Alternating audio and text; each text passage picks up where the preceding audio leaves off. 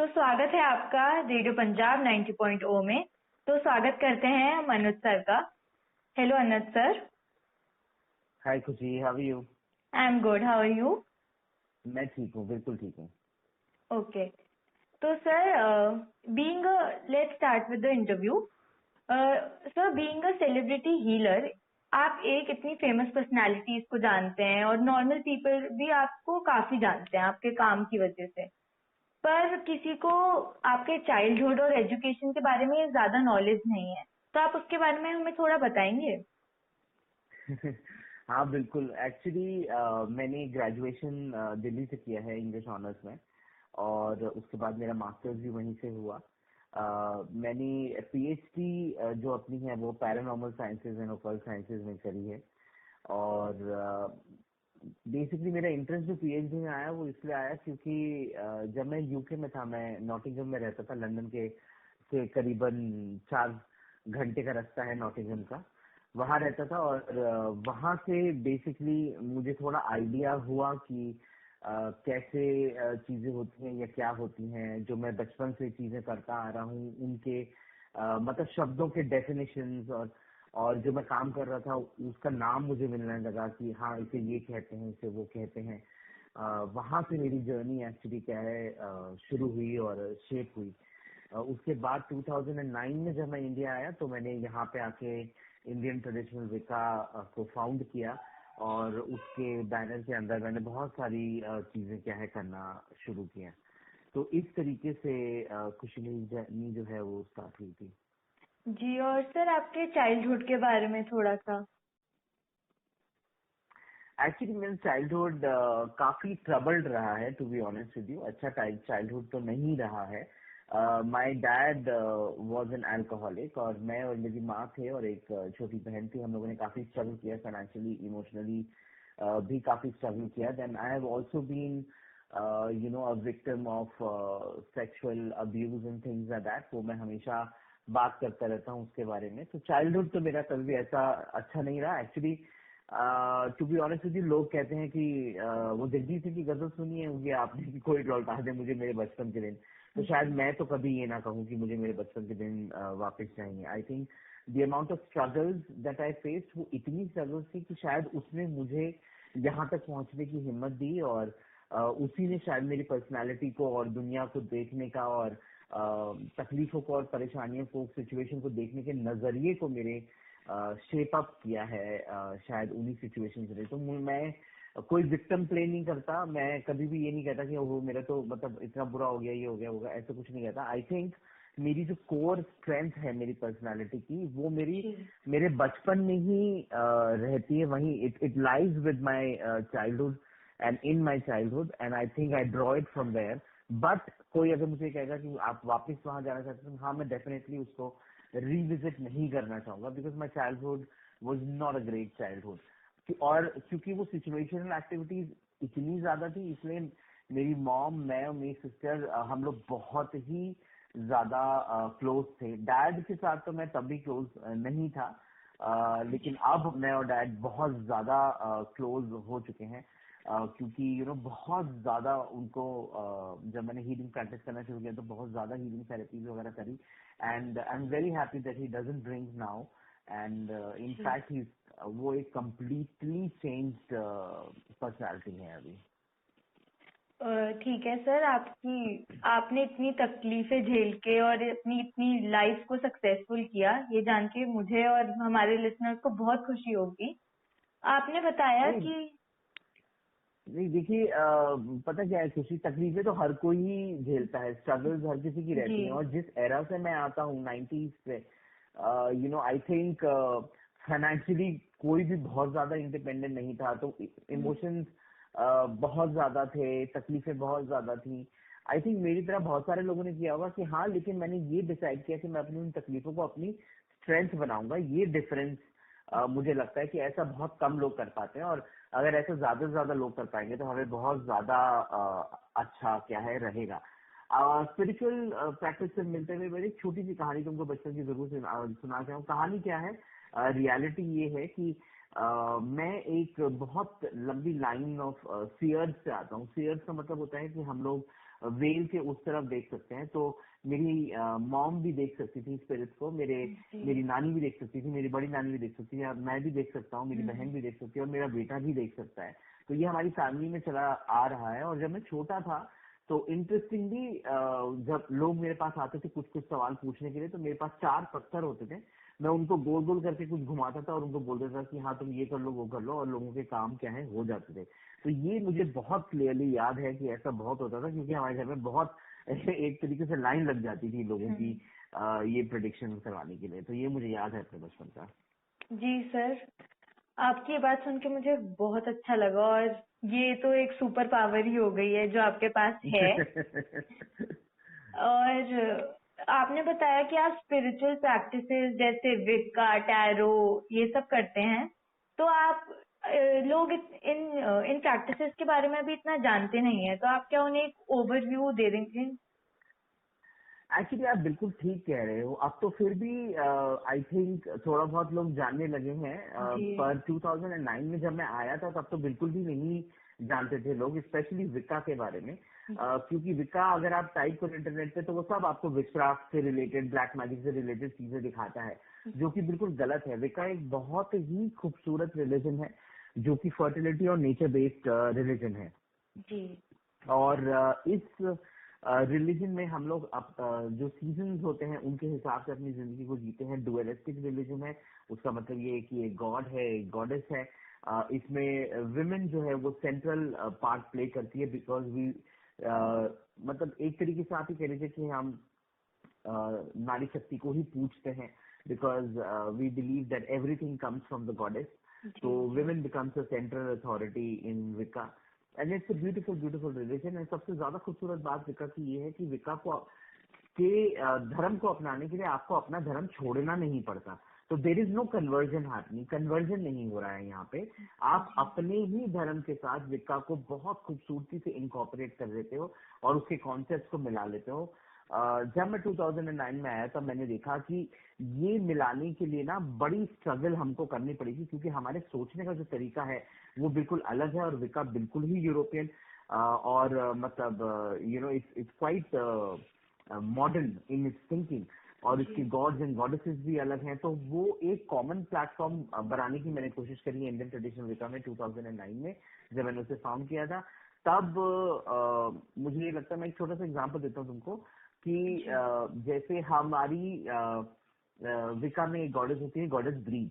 तो हम क्या करते हैं, हमारे लिए घर की जो गैस रहती है या चूल्हा रहता है जहाँ खाना आप बनाते हो, वो बहुत इंपॉर्टेंट रहता है, because goddess breed is the goddess of the hearth, जहाँ पे घर में अग्नि जलती है।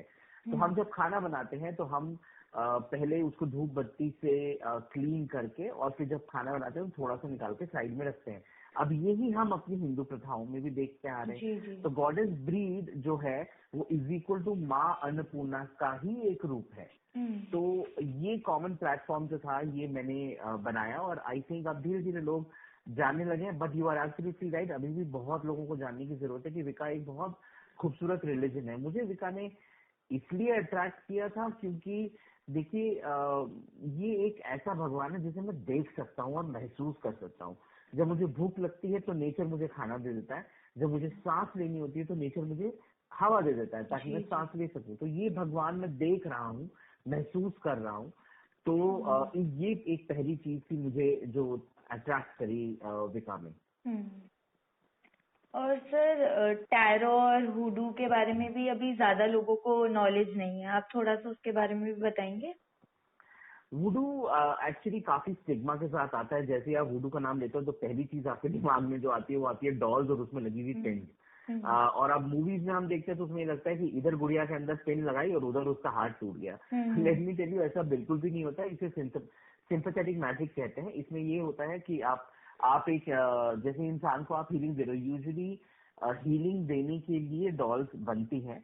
अगर जिसको आप हीलिंग दे रहे हो वो सामने नहीं है तो आप वो हीलिंग में उस डॉल के अंदर उस इंसान से रिलेटेड चीजें डालते हैं और उसमें पिन्स लगाते हैं जो उसके प्रेशर पॉइंट्स होते हैं जहाँ पे उसे तकलीफ है, और फिर उस हिसाब से आप हीलिंग क्या है उसे देते हो। तो ये सिंपैथेटिक मैजिक है। ऐसा नहीं होता जैसे ये लोग मूवीज में दिखाते हैं कि हाथ पैर टूट जाते हैं, खून की उल्टे जाते हैं। ये सब नहीं होता ऐसा बिल्कुल। ये और कोई ऐसा कह रहा है तो आई थिंक ये मेरे हिसाब से तो गलत है ये वाली बात। वुडू भी एक अफ्रीकन अमेरिकन रिलीजन है।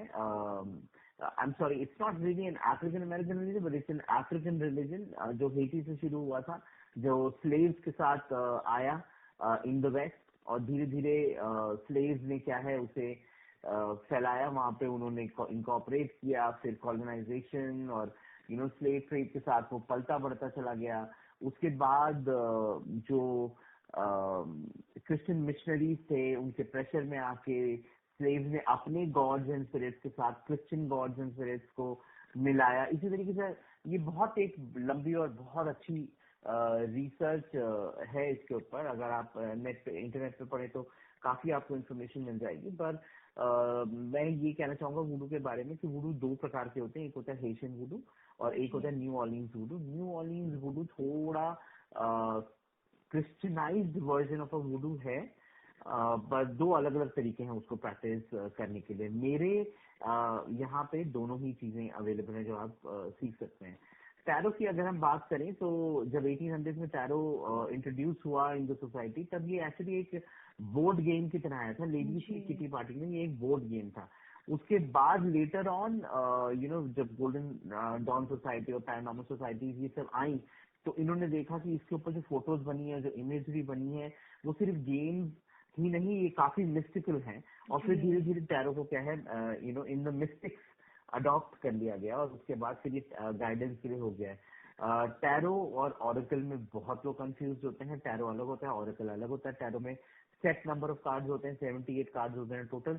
ऑरेकल में सेट नंबर ऑफ कार्ड्स नहीं होते, कोई 11 कार्ड का भी ऑरेकल मैंने देखा है, मैंने 21 कार्ड का भी देखा, 26-28 का भी देखे हैं मैंने। तो ये अलग अलग रहता है। टैरो में आप स्प्रेड करते हो कार्ड, जो सबसे ज्यादा कॉमन स्प्रेड है वो 3 कार्ड का होता है, जिसमें पास्ट प्रेजेंट फ्यूचर आप करते हैं। सबसे ज्यादा फेमस और कॉम्प्लिकेटेड स्प्रेड जो होता है वो केल्टिक ट्री का स्प्रेड होता है। इसके अलावा ये एक साइंस है, इसे आप काउंसलिंग की तरह लीजिए। जो आप लाइफ डिसीजंस लेते हैं उसके हिसाब से टैरो आपसे बात करता है। बहुत सारे लोग इसमें ज़ोडिएक भी मिला देते हैं, और बहुत सारी चीजें मिला देते हैं। मेरे हिसाब से tarot in its purest form is a science, और इसमें हमें कुछ और चीज मिलाने की जरूरत नहीं है। It's like a counselling session. आपके जीवन में कुछ सही नहीं चल रहा है, आप टैरो से गाइडेंस ले सकते हैं। आप कुछ इंपॉर्टेंट फैसला करने जा रहे हैं, आप टैरो से गाइडेंस ले सकते हैं। सिंपल चीजें आपको बताता हूँ। अगर कोई लड़का किसी लड़की को पसंद करता है, वो उसके लिए सही है या नहीं एज कंपेनियन फॉर लाइफ, ये आप टैरो से क्या है चेक कर सकते हैं। और कॉम्प्लिकेटेड चीजें भी हो सकती हैं कि ये बिजनेस इन्वेस्टमेंट में करने जा रहा हूँ, ये इन्वेस्टमेंट मेरे लिए ठीक रहेगी या नहीं रहेगी, या फिर मैं मैं जॉब छोड़ के बिजनेस में जाना चाहता हूँ, या वाइस वर्सा और व्हाटएवर। वो भी सिचुएशंस आप क्या है चेक कर सकते हैं। तो आप सिंपल से सिंपल सिचुएशन को भी टैरो से चेक कर सकते हो, और कॉम्प्लिकेटेड से कॉम्प्लिकेटेड सिचुएशन को भी आप टैरो से क्या है चेक कर सकते हो। और हुडू की अगर हम बात करें तो hoodoo is actually an African American conjure practice, जिसमें बहुत सारा रूट वर्क होता है। बेसिकली आयुर्वेदा का ही एक वर्जन है, जिसमें बहुत सारी रूट्स के साथ और हर्ब्स के साथ, पाउडर्स के साथ, इन सब के साथ क्या है काम होता है।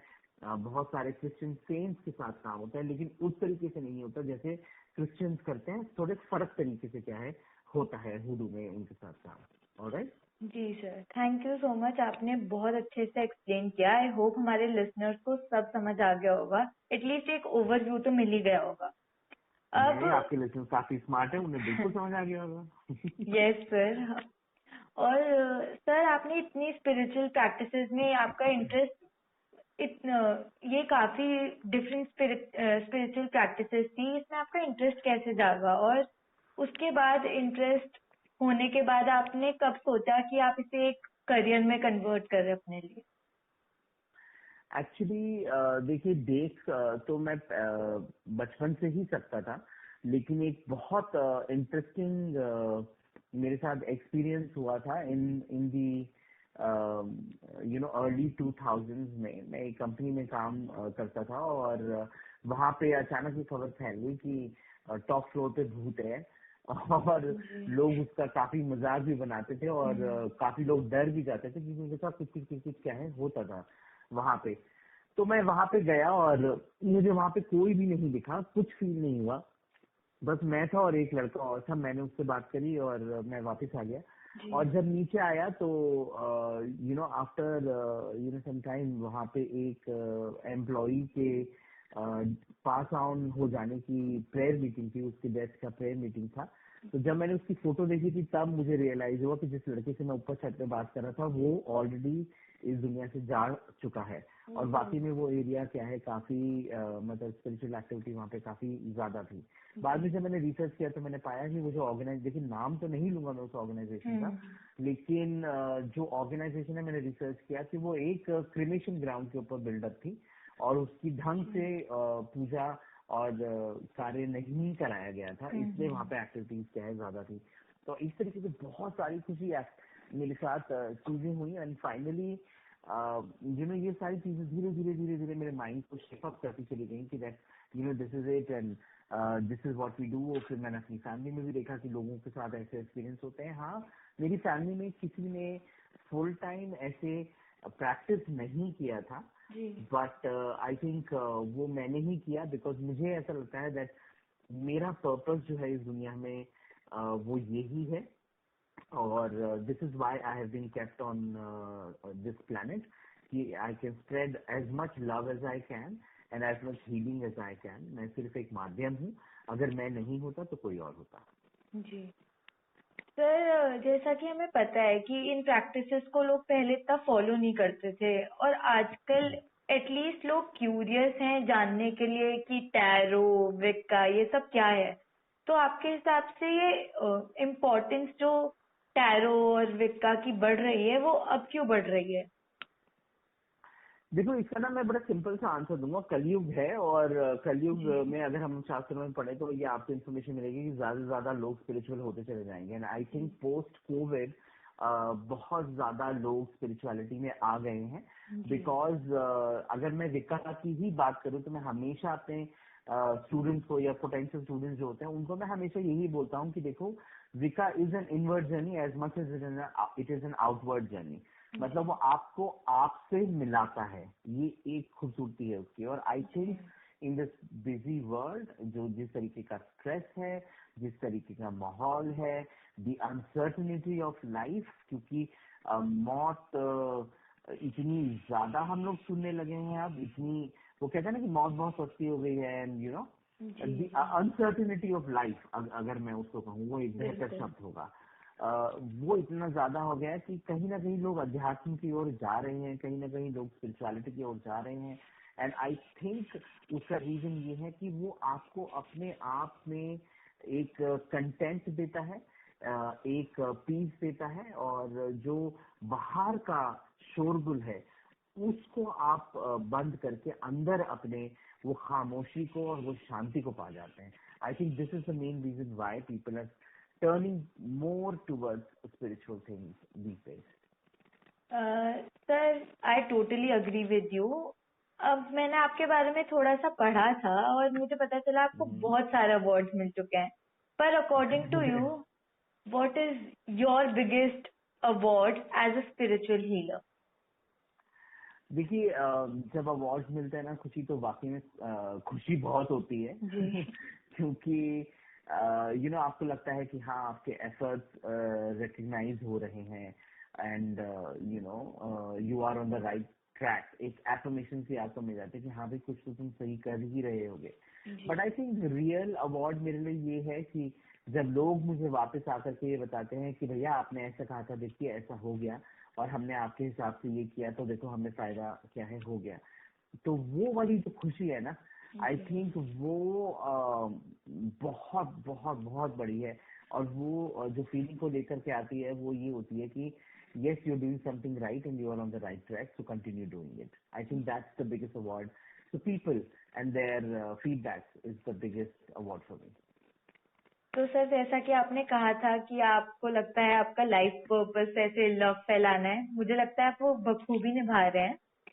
और Thank you. Lastly, yes sir, lastly मेरा आपसे क्वेश्चन नहीं बल्कि आपसे एक रिक्वेस्ट है कि आप हमारे लिसनर्स के लिए एक मैसेज दें।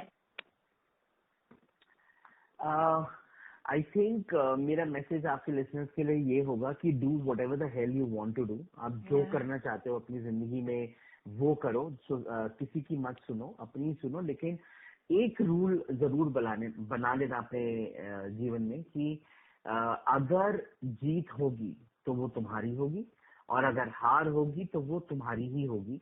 फिर कंधे मत ढूंढना कि इसकी वजह से नुकसान हो गया या उसकी वजह से नुकसान हो गया। So one person should be brave enough to celebrate his or her victory, and also to celebrate his or her losses, and if he has lost the battle, because जब आप हार जाते हो ना कुछ चीज, तो आपको सही मायने में पता चलता है कि आपने क्या गलत किया, तो आप उसको दोबारा रिपीट नहीं करते। तो जब आप गिर के खड़े होते हैं ना, तो उसमें बड़ा मजा आता है। जस्ट लाइक अ फीनिक्स, फीनिक्स पहले जलती है, रोती है, और उसके आंसू जब उसकी राख पे गिरते हैं तो उससे दोबारा क्या है, फीनिक्स बन जाती है दोबारा। इसीलिए मैंने अपने हाथ में भी फीनिक्स को टैटू कराया है, क्योंकि मुझे ऐसा लगता है कि हमारी लाइफ और हमारी जिंदगी जो है वो फीनिक्स की तरह ही होनी चाहिए। गिर के दोबारा उठ खड़े होने को ही आप एक ही is a real victor and a real emperor in life. जी, थैंक यू सर। आपका मैसेज तो बहुत प्यारा था। आई होप हमारे लिसनर्स ये अपनी लाइफ में इनकलकेट करें। अब लास्टली सर, हमें पता है कि आप विक्का का कोर्स कराते हैं और टैरो रीडिंग भी करते हैं, तो हमारे लिसनर्स आपको कैसे कांटेक्ट कर सकते हैं? आपकी कोई कांटेक्ट डिटेल्स? हाँ, मैं बहुत सारी चीजें करता हूँ। विकास का कोर्स है, वुडू का कोर्स है, टैरो रीडिंग नॉर्मली मैं लोगों के लिए करता रहता हूँ प्री बुकिंग पे। सबसे आसान तरीका मुझे कांटेक्ट करने का मेरा व्हाट्सएप नंबर है। वो है 9911-830-425, 9911-830-425। ये सबसे आसान तरीके, इस पे आप व्हाट्सएप करो। वो सबसे आसान तरीका है डायरेक्टली मुझ तक पहुंचने का। और इसके अलावा मैं इंस्टाग्राम पे काफी एक्टिव रहता हूँ। मेरी आईडी वहाँ पे डॉक्टर अनुज एल्विस है, DRANUJELVIS। तो ये आप सर्च करोगे तो मैं भी आपको वहाँ पे क्या है मिल जाऊंगा। तो ये दो तरीके सबसे ज्यादा आसान है मुझे कांटेक्ट करने के। Okay sir. तो जो भी हमारे लिसनर्स हैं और जो इंटरेस्टेड हैं, प्लीज हमारे अनुज सर को कांटेक्ट करिए। सर ये I'll इतना be he. very happy. I'll be very happy if people contact me. या Thank you. I am sure that they will contact you for sure. आपने इतना अच्छा सेशन, इतना अच्छा इंटरव्यू, इतने अच्छे हेल्पफुल इंसाइट्स दिए हैं हमें आज। Thank you so much sir for joining us on radio Punjab 90.0। I really hope कि आपका जो लव फैलाने का मोटिव है अर्थ पे आने का, जैसा कि आपने कहा, वो आप पूरा करें, और जो कि आप कर भी रहे हैं। तो thank you so much for joining us. Thank you very much for having me. Thank you sir. Thank you. Bye bye. Bye bye.